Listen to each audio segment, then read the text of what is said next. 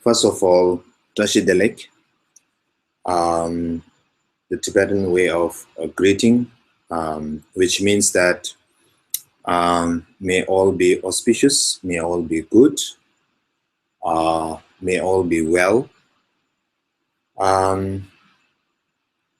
Then today is a very special day, as you all know that 15 August is celebrated as Independence Day. It is the day on which India got freedom. So coinciding with this auspicious occasion, I and some interested students from Pune, including Atul, Veer, we are starting this online teaching using the Google Hangout. So it is a powerful tool, and hopefully this will help students who are interested in Buddhism to get more knowledge about what and get some lessons and wisdom, the ancient wisdom in today's modern world.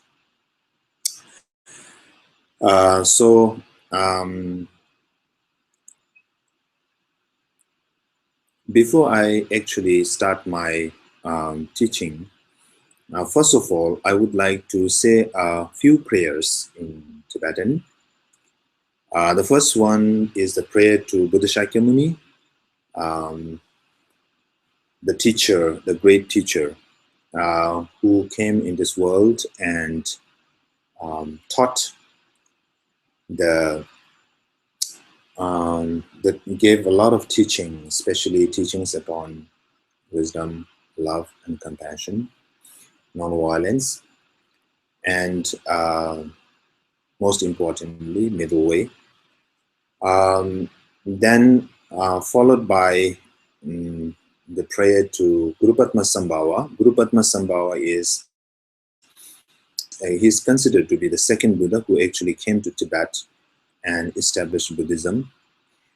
And then followed by the prayer to His Holiness Dalai Lama and my root teacher, His Holiness Penon Rinpoche. So I'll be doing 4 stanzas. It'll be short, it won't take time. So let me do the prayer first. Tabje tuje shage resotum, shenge meto dugi pungjomba, sergi lumbo tabu jibeko, shage gyabo kyola chatse lo. Oye yuye no jansa pema kesa tongbola, yanzen choki mojoni, pema june shesuta, kordo kanto mangbeko, kyegi jesu dardu ki chingi labje shesuso, guru pema siddhe Kare rawe kowe shingamsu pendan dewa malu jungani chere sewa tenzin gyazui shabe side pardu tengyuchi ngaje tsuge penchen bimala layan siba sungwe sutenji nyingbe temba pela dajewa pema nubu shala soade.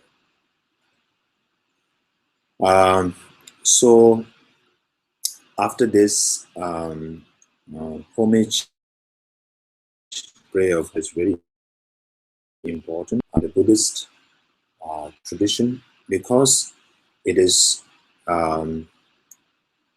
it generates respect and faith in the great masters of the past, remembering their qualities of love, compassion, wisdom, and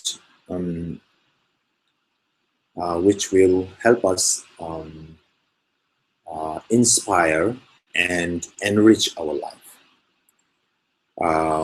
So after this homage, then now I would like to speak on today's topic. Actually, the title of the topic is just simple Buddha's teaching.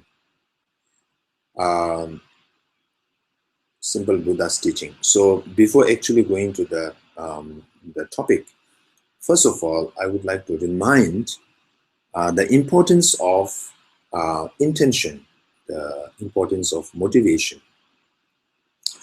Now, you might wonder why motivation is important, why intention is important.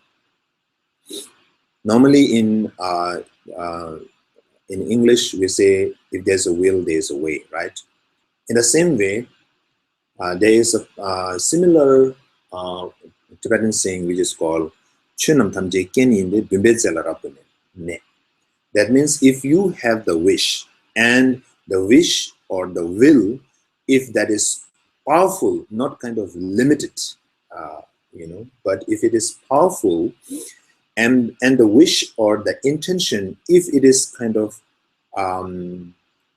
profound and extensive, then the action that follows would also kind of be powerful, profound, and vast. So when you listen to the teaching, for example, when you listen to the teaching, or you may engage in any kind of activity like if you sit down to meditate or make some prostration, physical prostration, and or you recite mantra or do a short prayer, or you may visit a temple, you may go to a sacred place, or you may go to see a teacher and to listen to his teaching, or you may study text, scriptures.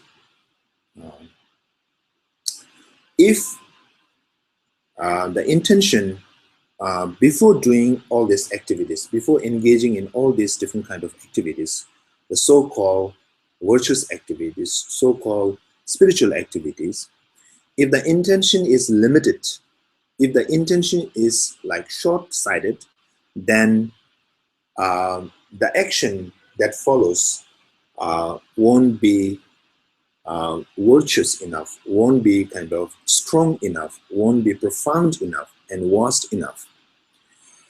So now you would ask, like, okay, what should be our right intention? See, like, you may be kind of doing all those activities just because people are doing it, or just because you get some peace of mind, or just because it enriches your life, or just because you might be more knowledgeable, so that then you can also kind of be well known in society. So all these kind of motivation or intention is called kind of limited intention, or it is not kind of bad to have this intention, or if it is not negative to have this intention, but it is not enough. We can have a better intention, we can have a better motivation than that. Now, what you would ask, what is the better motivation? The better motivation is to think of all sentient beings, because just as you wish happiness, just as you don't want suffering, in the same way, all sentient beings, right, are also in the same boat. They also wish happiness. They don't want suffering. Each and every effort, each and every activity, each and every thought, or each and every action of body, speech, and mind are directed towards achievement of happiness and to solve the problems, to overcome suffering, overcome pain, physical as well as mental. So therefore, now each and every one of us are always thinking of our happiness and our suffering, how to overcome our suffering, how to have less problem, how to be more happy in life. So when we are too much focused on ourselves, then the mind is like, very enclosed. Mind is kind of like, um, uh, becomes very narrow, and therefore, um, what happens is the actions, like when they come into fruition, it won't be that much powerful.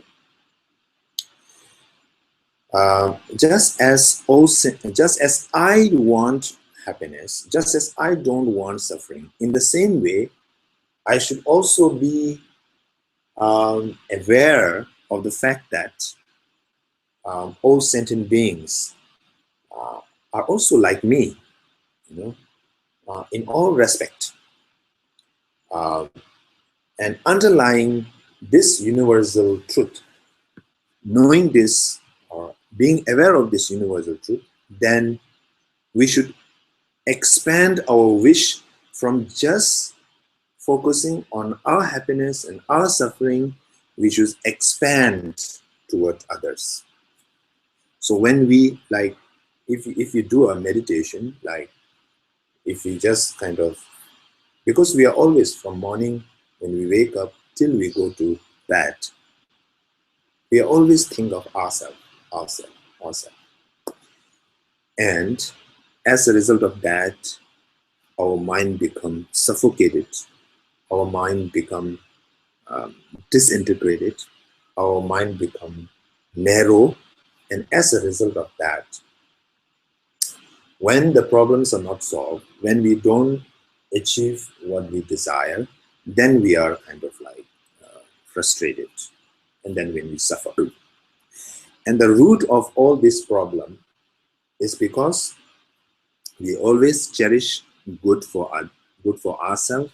We always want to overcome suffering of ourselves, and we don't give a damn about other people, or we don't have concern of other people.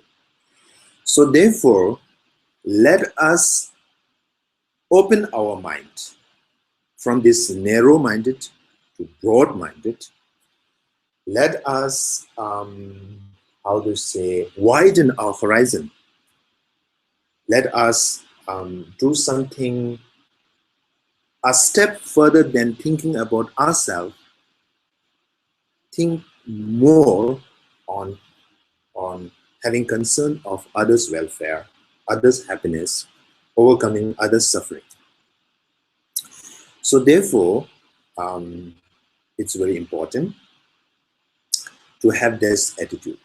That is the altruistic attitude, having concern for others. And it has the scriptural name for this attitude is called bodhicitta. Bodhicitta. So bodhi is enlightenment. Now we need enlightenment. Why? Because without enlightenment, we are in delusion, we are in confusion. And even if we wish to help others, if you don't have enlightenment, if you don't have the wisdom, we can't help others. We may be very compassionate, we may want to do something very constructive for others, but if we do not have enlightenment in us, the wisdom that is in us, then it's very difficult to benefit others. So therefore, bodhi is important. So that's why bodhi. And chitta. Chitta in Sanskrit is the mind. What kind of mind? The aspiration, the mind that aspires to achieve Buddhahood or Bodhi, not for oneself, not to liberate oneself from the suffering, but to help all sentient beings. So that is called bodhicitta. So it's very important to have this kind of intention because, like, from beginningless time, now if we can't think of from beginningless time, just we can think from the start of our life in this world, from the moment of birth till now, or you can say from the morning, the time that we wake up, from the time that we wake up to the time that we go to sleep, our thought, our words, our physical movement, each and every action directed towards, as mentioned before, achieving happiness and overcoming problem, solving problem, and overcoming suffering, pain, and so forth. Now think, just shift your focus from this narrow-minded to the broad-minded attitude. Let us try to meditate at least 5 to 10 minutes every day. If possible, 15 minutes, half an hour, 1 hour, thinking of others. Then we will experience, or we will know the change or the transformation that takes place in our life. So therefore, when I was in the Shedra, or the monastic seminary, the university, we are like every morning we have teaching session. The teachers give teaching like on different topics, like Pramana, Abhidharma, all different kinds of philosophical topics as well of Buddhism. And before the teachers they start teaching, they will always remind us that we need to think of all sentient beings as mothers, just like this present life's mother. All sentient beings have been our mothers, and we have to think of their well-being. So it's like it has become like a ritual for us. Like so, every morning we got to hear this, same visualization, same mental exercise. So at that time, like we were thinking, like, oh, why is this? Why we are doing this again and again? It's kind of become a ritual, a little bit boring. But the more and more we hear, this idea has sunk in our mind. And when this idea has sunk in our mind, it has gone into the subconscious level. And what happens is, like, when we think of this, all mothers as sentient beings, having concern for others, cherishing the well-being of others, when we think again and again and again, what happens is, like, when it goes to the subconscious level, then there is a natural kind of expression from our mind that naturally we think that, oh, we should not harm sentient beings at any cost. Even if we are not like in a position to help others, we should not harm sentient beings. Now think like how this culture or habit is very important in today's world. So I mean, like, this modern society, we are living in a very difficult world, difficult period, a difficult time, where this good habit of not harming, not even having the mind that wishes to harm others, not nourishing harmful intention, just nourishing non-violence, the habit of non-violence, the culture of non-violence, and at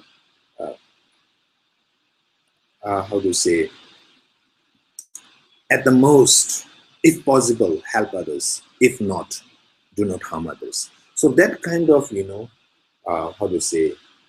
mental approach and attitude is very precious in today's world, because today's world is full of violence. Countries are going at war. People are fighting with each other. People are killing each other. And we think that we are in the 21st century, and then we are very sophisticated. Science has advanced too much. Technological advances are there. But how we use this technology for humanity, or for all sentient beings, all the living beings on this earth, very much depends upon our mind, our mental approach, our mental attitude. If we use all the technology and whatever modern, how to say, society has to offer, all this advancement, if we use for the benefit of others, how wonderful that would be. We are using, because of our selfish concern, because of our self-cherishing attitude, because we want to be kind of superior than others, we want to control others, and at the expense of others' well-being, we are, how to say, harming them. And it's very sad, so sad. So therefore, this Mahayana attitude, bodhicitta, the altruistic attitude, the concern and warm-heartedness, having concern for others, is like the heart of Mahayana teaching. If you don't have this attitude, there is no way that we can achieve enlightenment. So therefore, I request each and everyone, whoever is kind of listening and seeing to this teaching, to at least in a day, 5 to 10 minutes, sit down quietly and try to generate, try to arouse, try to cultivate this attitude. Because once this attitude sinks in our subconscious mind, then love will pour out, compassion will pour out, and concern for others will be natural. So therefore, like, this intention is very important. So that's why I took more time to explain about this. So because one of the great masters, he said that if you have bodhicitta, you have everything to achieve enlightenment. If you don't have bodhicitta, you have nothing. If you want to achieve enlightenment, or if you want to have like full freedom, if you want to achieve the ultimate freedom, if you want to achieve the ultimate independence, you can say, if you don't have bodhicitta, not possible. So therefore, if you have bodhicitta, then it's really precious, and it will help you and others in the long run, in the long term. So therefore, like, with this good intention, let us kind of try to deal with today's subject, which is Buddha's teaching. So, like, with a good heart, let's listen. Like, just don't listen to the teaching because it gives you some knowledge. Just listen to the teaching so that you gain knowledge which can be constructively used, which can be beneficial for not only yourself, but for also for others. That's very important. So, so to speak on Buddha's teaching, first of all, as you know, the historical Buddha came like 2,500, more than 2,500 years ago, almost 2,600 years ago. So, Lord Buddha is considered to be a great teacher amongst many great teachers who has come to this world, who has appeared in this world to benefit others.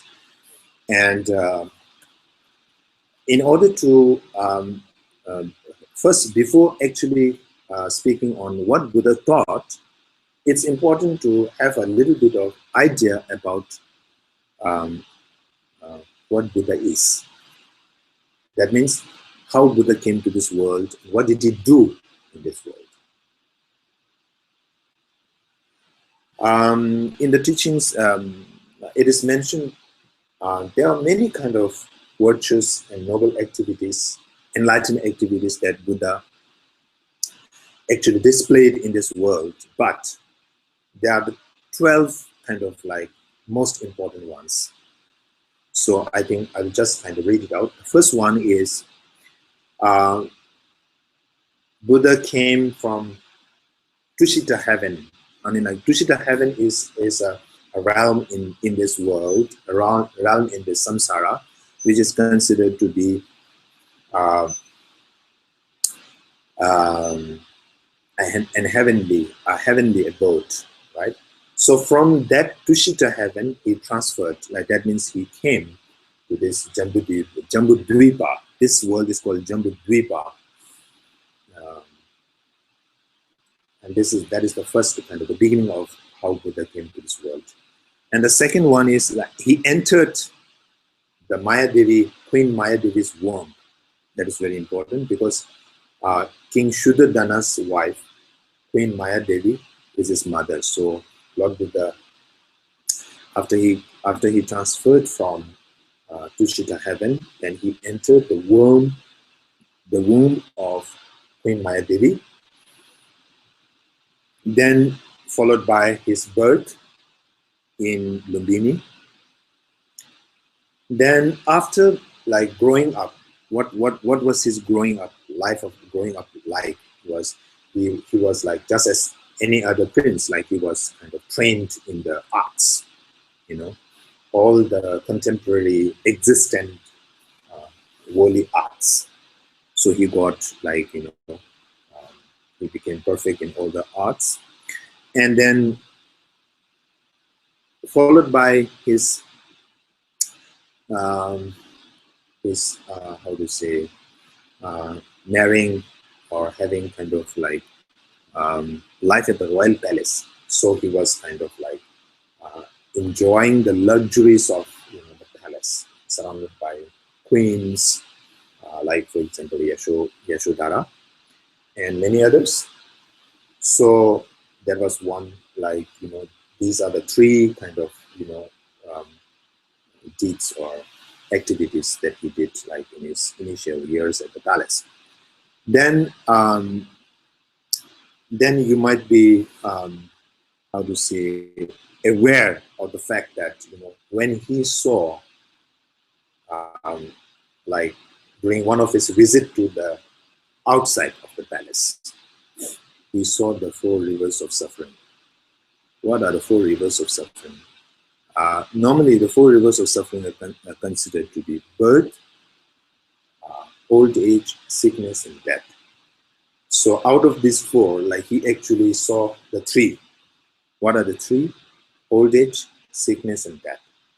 Now, when he was first, because he have not been to the outside world, just like he was confined in the palace, and actually King Shuddhodana want to make sure that he didn't see any, that Siddhartha don't see any kind of, like, you know, phases of life, harsh realities of life. So he was always within the confines of the palace with kind of like uh, with kind of all the pleasures, you know, five sensual pleasures. And even if he kind of visit outside, like the king made sure that, you know, he was always kind of greeted by, you know, beautiful, young, you know, energetic, you know, youth, you know, so that, you know, his mind won't be distracted. However, he happened to see these four, like the three realities of life. That is, first the old age, then the sickness, and the death. And he was very much disturbed. And then he wanted to find a solution to this problem. Why kind of like, why do humans have to suffer, have to go through these harsh realities of life? And he asked his chariot, do I also have to go through these realities? Then the charioteer said that, yes, definitely. All those who are born in this world have to go through these realities of life. So he was very much sad, very much sad. And his next visit, how to say, enabled him to see a sannyasi, that means a monk who actually kind of like have abandoned worldly life and He was on alms and, very quiet, very kind of calm, composed, focused, not distracted by sense pleasures. And he was very much, the Siddhartha was very much attracted. He said that he wanted to do something. He wanted to embrace this kind of life. So that was the beginning of his renunciation. And then, therefore, like he kind of like made a plan, and he escaped from the palace, and he kind of like cut off his own hair. He became a monk himself, and then he started the practices. As he said under meditation, he kind of relied upon all the existent meditation masters of the time, and he reached all the heights of meditation. And after his 6 years of meditation, even though his body was reduced to skeleton because of fasting, um, he still kind of like, how to say, um, did not achieve enlightenment. So he thought that, okay, something is wrong with my meditation. Maybe I should kind of like, how to say, embrace a middle path. Middle path in the sense like giving up sensual pleasures, but not torturing your body to such an extent that your body perishes and you have not achieved enlightenment. So then after 6 years of meditation, and then he accepted Sujata, the lady offered milk and the milk porridge that is called kheer, and he ate that, and then he kind of rejuvenated, and then he went to the how to say, the Bodhi tree, towards the Bodhi tree at Bodh Gaya, present day Bodh Gaya, sat under the Bodhi tree, and then, so I will just count. Okay, so first one we talked about transference of his, how to say, from the Tushita heaven to this world, entering the womb, birth, then followed by training in the arts, then enjoying the life at the pleasure, life at the palace, then renunciation, seeing the three harsh realities of life, renunciation, then the ascetic practice for 6 years. Then the eighth one is walking towards the Bodhi tree. Then after that, he vanquished the Mara. That means he overcame all the Maras and vanquished all the demons who actually created obstacle to his meditation. And then finally, he achieved enlightenment. He became the awakened one.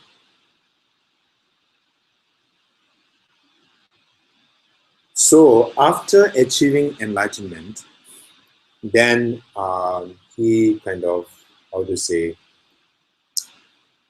after achieving enlightenment, then he, that was like he, at the age of 35. So beginning from that till he passed away into nirvana, he taught. He gave so many teachings at different places at the request of different people. He gave teaching. Now, one very interesting thing, that is like once he achieved enlightenment, he said, okay, the truth that I have found, through years of meditation, years of practice, is not something very digestible kind of like to common people. That means like people won't kind of like accept right away, people won't be able to understand what I'm trying to teach. So he thought like maybe it's, for the time being, it's better not to kind of like teach and remain kind of in the forest, in meditation, in the bliss of meditation. Then afterwards, two gods, Brahma and Indra, came, and then they requested Lord Buddha, saying that, okay, on the enlightenment. This, whatever you speak on this, like, will be of a great benefit to all sentient beings. So please, definitely, kind of, you should teach. And because he was requested, then he kind of, how to say, started to teach.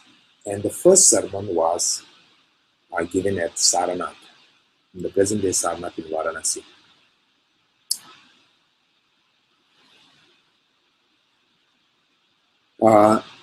The first sermon was on Four Noble Truths.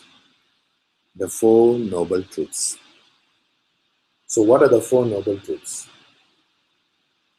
The truth of suffering, the truth of the cause of suffering, the truth of the cessation of suffering, and the truth of the path that leads to the cessation. That is the Eightfold Noble Path.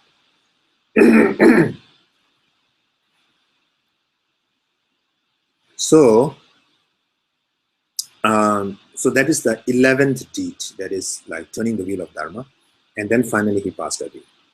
So, I mean, like, in a nutshell, Lord Buddha displayed like 12 deeds after coming to this world. So now we are going to move to the next section,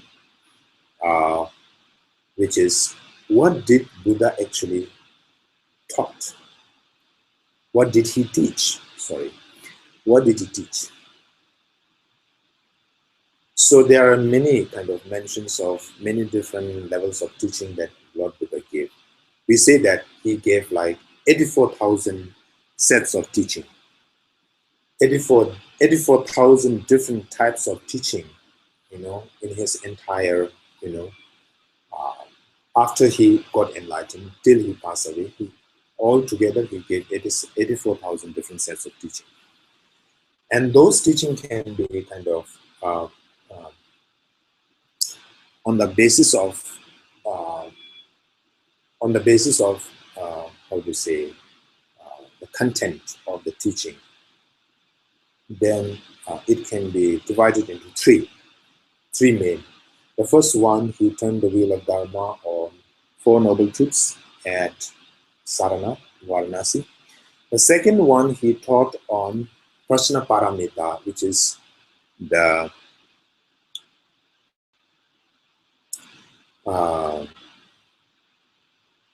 wisdom, the perfection of wisdom, which is the teaching on emptiness. That is called second turning of wheel of Dharma, principally like taught at the Vulture Peak in Rajgir, today's Rajgir. And then the third turning of wheel of Dharma in different places, which spoke mainly about, I mean, like, two main teachings. That first one is like he said, I have taught Four Noble Truths. I have taught, I've given teachings on emptiness. Now, what are the teachings which are kind of, which has a provisional meaning, and what are the teachings which can be considered as ultimate? So the differentiation, how to differentiate between these two teachings. So that is being spoken in the third turning of wheel of Dharma. Another subject that is important in the third turning of wheel of Dharma is about Buddha nature. The fact that all sentient beings have Buddha nature in them.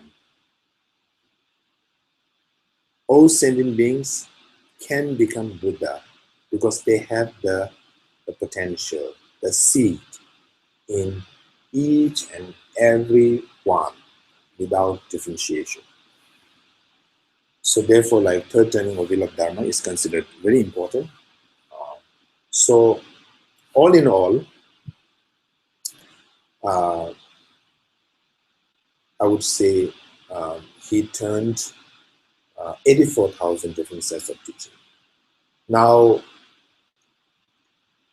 to make it a little bit simple, because I mean, like, those who are new to Buddhism, like, all this becomes a little bit complicated. So I will just kind of try to simplify it.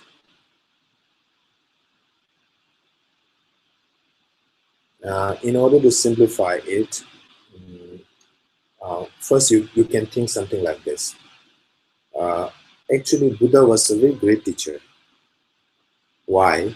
Because he kind of, when he gave teaching, he did not give importance to what he knows.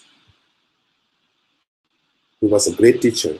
He was a great teacher in the sense that not because he knows everything, but because he kind of knows, he teaches according to the, how to say, the needs, according to the faculties, according to the potential of his students.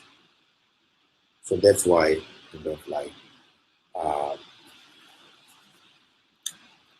that's why he kind of he was a great teacher. And based upon the ability, based upon the interest, based upon the faculty, then he gave teaching, different sets of teaching. Now, kind of on the face value, you might think like, okay, there's some of the teachings that some of the teachings that he gave contradicts other teachings that he gave. Yeah, on the face value, they might kind of seem contradictory, but in essence, they are not contradictory because they are given to the different levels of intellect of beings, and which gives it a touch that they're different, or they are contradictory, but they are not contradictory. They are just kind of steps of the ladder. So therefore,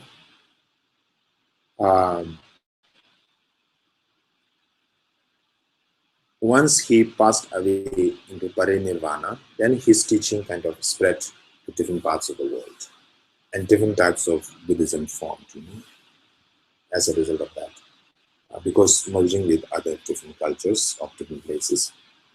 So today we have in this world, we have like Theravadin Buddhism. Theravadin Buddhism, mainly in Sri Lanka, Burma, Thailand, and so forth. Then we have Zen Buddhism, which is quite famous in Japan and originally from China. Then we have Mahayana Buddhism, which emphasizes like on, I think, pure land practice. Like I think some of the teachings these are like quite famous in Mahayana Sutras, which are quite famous in Japan and China and so forth. Then we have Vajrayana Buddhism, which is kind of prevalent in Tibet, and nowadays like it is spreading kind of towards all different parts of the world because of its dynamic, pragmatic as well as dynamic kind of nature. So now you would wonder like what is the place of these different kind of Buddhism in what Buddha taught. So in a nutshell, what Buddha taught from the age of 35 to the age of Anjali passed away, as I told you before, he gave different sets of teaching. Now you might wonder why did he teach like different levels of teaching? Why did he just not give a simple teaching which can benefit all? The answer is simple, because if he gives only one set of teaching, one particular type of teaching, it can't serve the purpose of many. Because one level of teaching cannot suit everybody's mentality, or one particular set of teaching cannot serve the purpose of each and everybody's need, mental need, interest, faculty, intellect. So therefore, Buddha's teaching are diverse, vast, and have different levels of, different levels. They have different levels just because that is the need of the students, and that actually help the students to progress on the path. So therefore, now if we just try to condense whatever Buddha taught, all the teachings, whatever different varieties of teaching he may have taught, but if we try to kind of make it simple to understand, then we can understand in that way, in this way. The first is a level of teaching for those individuals who aspires to achieve self-liberation. Now, for example, in society, we find people like who are just kind of, who don't harm others, who don't have kind of like, how do you say, broad-minded, who are not broad-minded, but who are like, who are kind of focused upon their own individual needs. And if they're able to do that, they're happy with it, but they don't kind of, how to say, expand their, how to say, mental outlook. So for such individuals who are like just concerned about self-liberation, okay, I want to achieve liberation. I don't want to be in samsara again and again. I just want to get liberated, achieve nirvana, and that's it. And for those individuals, Lord Buddha gave a set of teaching, which is called Hinayana teaching. Hinayana is called lower vehicle, but I mean, like these days we don't use this term too much because this term is a little bit like considered to be derogatory. But if you understand in the right way, it is not derogatory at all. The thing is like this level of teaching that Lord Buddha gave for those who wish individual self-liberation, and that teaching is called Hinayana, the vehicle, the lower vehicle. That means the teaching helps you to cross the samsara. That means overcome samsara and achieve liberation. And it can end the cycle of birth and death. So that is one set of teaching.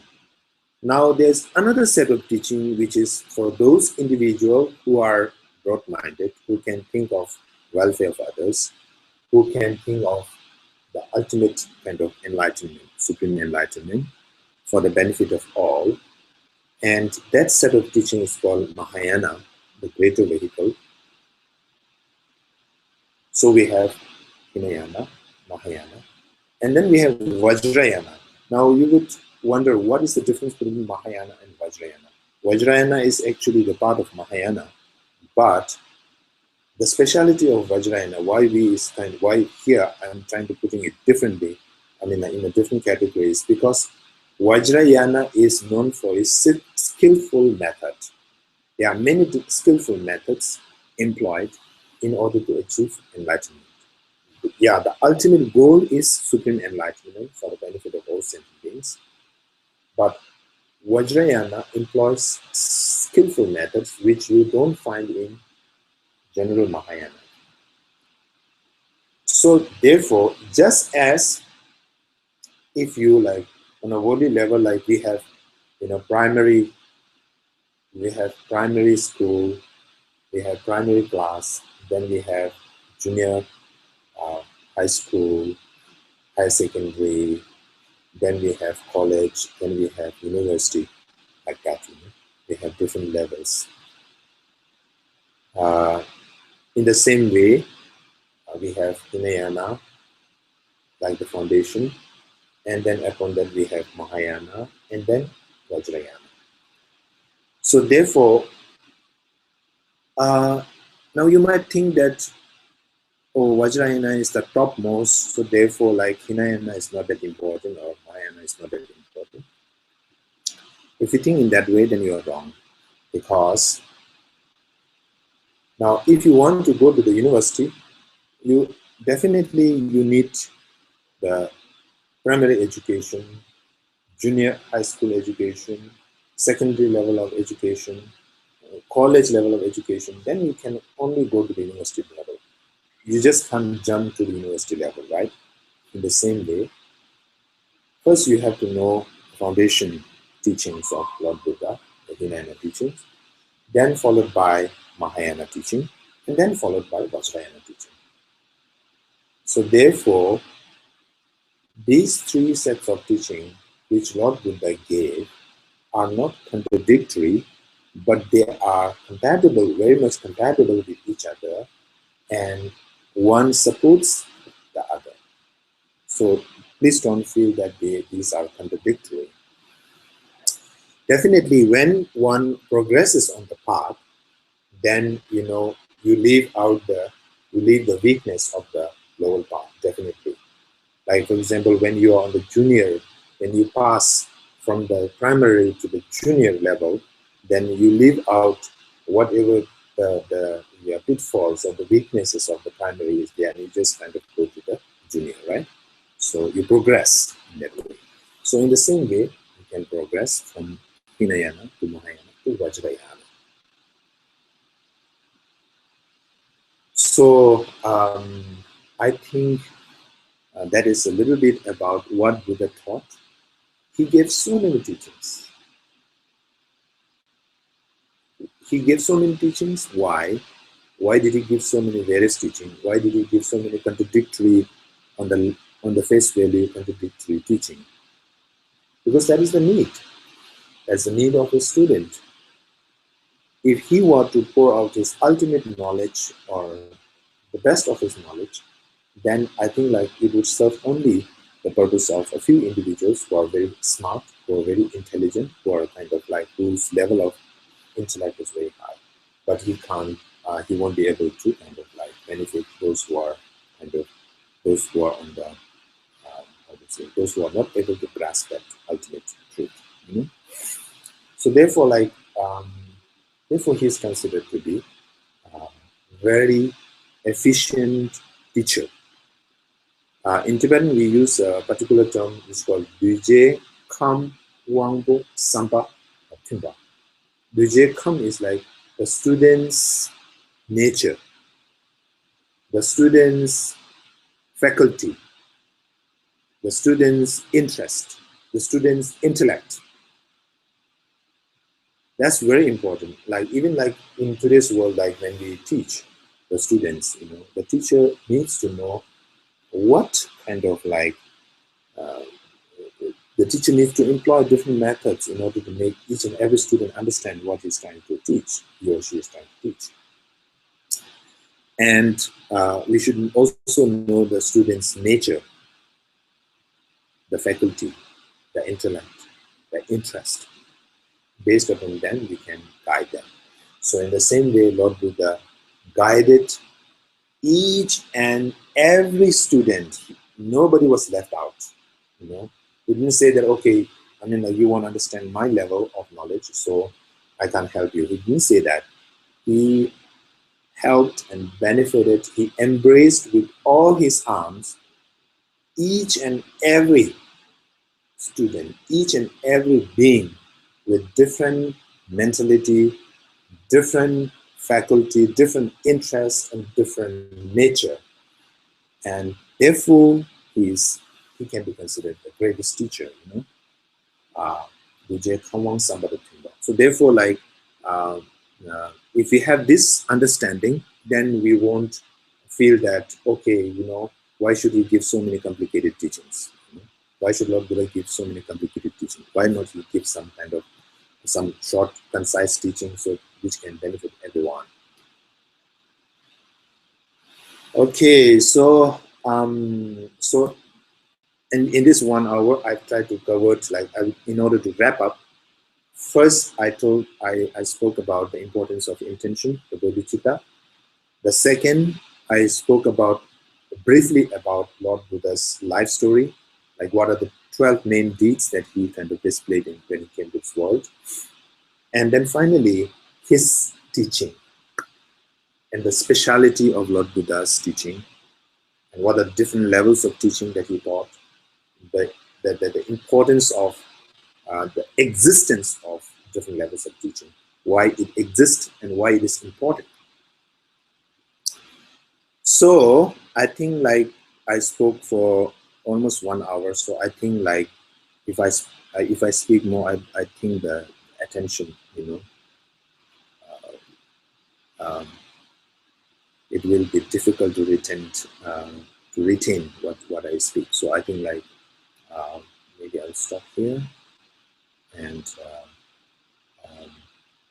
I'm really kind of happy that this technology actually supported today. Actually, the connection was okay, and all this is thanks to Atul Veer. Atul, thank you. And tomorrow I will speak about what is the essence of Lord Buddha's teaching, and how to practice the Buddha's teaching in this stressful modern world. So with these few words, I stop my today's teaching with the dedication. Now, I would also like to remind you the importance of dedication. Just as intention in the beginning of any activity is important, in the same way, dedication is also very important. Dedication means now you have generated some kind of, you have put an effort in listening to this video. You have put and that effort should be because it is virtuous, because comes from a good intention, because it becomes virtuous, and that virtue should multiply, should increase, should be inexhaustible, so that our merits will be inexhaustible and we can benefit all. So therefore, like, dedication is very important. So even if it is for a short time, please dedicate your merit. Like when you accumulate any merit, try to dedicate the merit for the benefit of all sentient beings. So with I will do the uh, traditional um, dedication, and then I will speak a little bit about it in English, kind of how to say it, short form. Sonam di tamje sevani, tamenge vedana tamje kedana siddhana tugai siddhe sonam turun doashi. Nge gezo di doa tado tambu chodani doshi. Shen teni zoga tajini chonga doga jide zodashi. Chuzi geni doku chole tado tambu. Lode tomba gadi geji sanje temba tashin kiewa sho. Chizi nanda ne gada doa chizi negiwa chizi dangi negine doa dine sera sho. So the meaning of this prayer is, may this merit enable all sentient beings to overcome the suffering of birth, death, old age, and sickness, and may they achieve nirvana, may they achieve enlightenment, and may they benefit all sentient beings. And as long as the space endures, and as long as sentient beings remain in this samsara, may I too remain to dispel the suffering of the world.